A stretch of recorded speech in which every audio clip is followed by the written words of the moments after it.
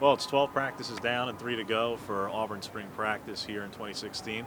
One of those practices remaining, of course, is A-Day on Saturday, and we'll get to see quite a bit about an offense that's trying to redevelop and find its identity, that get back to what they are, and we'll talk about them later in the week. Defensively, and obviously third defensive coordinator in as many years, Kevin Steele trying to implement and install his new scheme, changes on the defensive coaching staff. Wes, we've heard quite a bit from Kevin Steele tonight and several players about just how that process has gone thus far after over 4 weeks of spring practice, 12 practices now. Yeah, I mean, he's tried to keep as much consistency as he could, and he even said tonight that him and Will Muschamp kind of come off the same branch.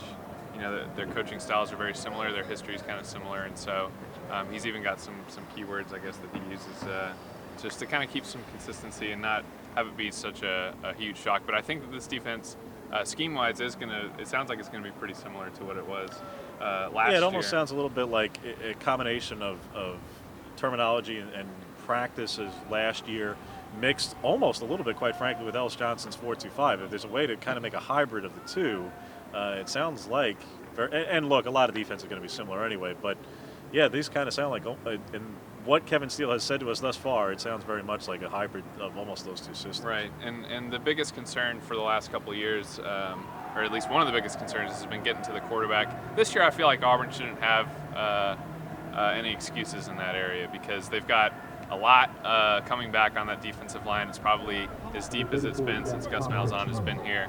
Montravius Adams, Carl Lawson both coming back, and they've got just a lot of guys coming in. Marlon Davidson, Antoine Jackson, Paul James III, Derek Brown. They've got a lot of just high-level recruit guys. Not to mention Devereaux and Maurice Swain, who are already here, and Byron Coward looking to improve, and Jeff Holland. Yeah, that defensive line, I think, has got a lot of expectations on that defensive line.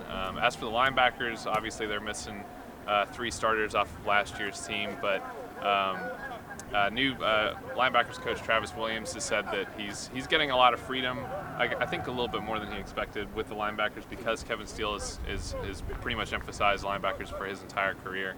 But I think that Steele's given Travis a lot of freedom with those guys, and I think he's been pretty surprised with that group so far. Yeah, it sounded like he was pleasantly surprised there. And then in the secondary, obviously, still a lot of youth there, some position battles and competition. And we'll learn a little bit more about both of those, where you've got transfers, graduate transfers coming in, commitments for graduate transfer, and TJ Neal at linebacker. Obviously, he's presumed and presumptive to take over one of the starting jobs next to Trey Williams at linebacker. And then the secondary, Auburn landed a commitment in transfer there, Marshall Taylor out of Miami, Ohio. So they've got another body coming in to join the mix with Jamel Dean, who we saw take some first-team reps, Javaris Davis, who've seen take the first-team reps, obviously Carlton Davis also coming back at corner.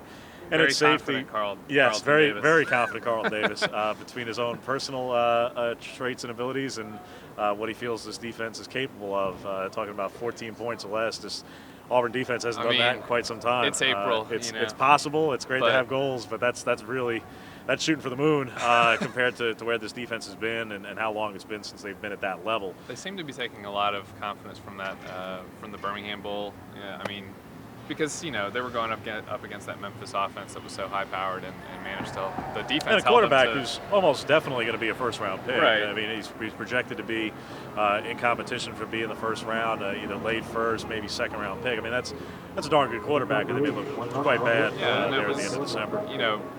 Defense only allowed, I think, 3 points. You can't, I guess the pick six isn't their fault. But, I think that they're just taking a lot of confidence from that and trying to carry that over because they did hold Memphis to, 205 yards or something like that. And then looking back and taking some confidence in that and obviously feeling pretty good about this new scheme and looking forward to A-Day for this defense, it kind of goes without saying that certain things that you want are just kind of always there. It's always obvious, whether there was change and turnover on a staff or personnel or whether there was consistency and everything was the same and everything was returning. Ultimately, Kevin Steele wants to see the effort, the relentless effort that he has spoken of all spring and harped on, he and his staff, with this defense of relentless effort and seeing guys rush to the ball, seeing guys in a group rush to the ball. We've heard a lot how it's different this spring, and how the energy's higher, and how guys are flying to the ball and all that. I mean, we haven't seen much of it obviously in practices, and we've heard a lot of that in years past as well. Obviously, that was a point of emphasis, particularly last year with Will Muschamp. So a lot of the same rhetoric we'll begin to see. Look, everyone's going to see a lot more on Saturday. For ourselves on Saturday, and for sure. but by all accounts, the defense has performed well the last week or so, particularly the last scrimmage. It sounded like the defense really got the better of it. So, bottom line is, looking forward to A-Day for the defense. They want to see effort. They want to see the turnovers. They want to see rushing the ball. But are you expecting to see a lot of the starters, who are the bona fide, clear-cut starters, contribute a lot? Look, Carl Lawson brought it up when we spoke to him, and come to think of it, off the top of my head, it really didn't hit me until he said it. But yeah, he hasn't taken part in A-Day.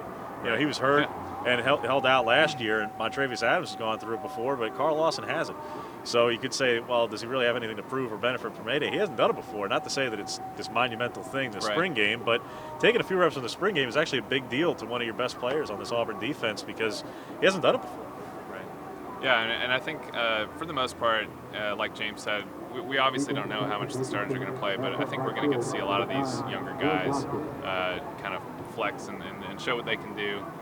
Because I know that they're eager to get out there on the field, and that's going to be their first experience. And similar to last year, you'll see a lot of those guys, I think, pretty hyped up for it. Yeah, I'd say the first half in particular, very similar to last year, in that you'll see probably not necessarily quote unquote competitive, but they'll keep a pretty heavy dose of the first team level players in there for the first half. Second half, you're probably going to see running clock and a lot of deeper down the depth chart kind of players, which is always typical for spring games, and that's how it goes. But I agree. I think it's going to be a little bit like that, and I think you're going to see the starters quite a bit, particularly on the defensive side, because a lot of questions to answer, and especially with a new scheme and new coaching staff, and a lot to learn, and we'll all find out quite a bit on Saturday from this Auburn defense.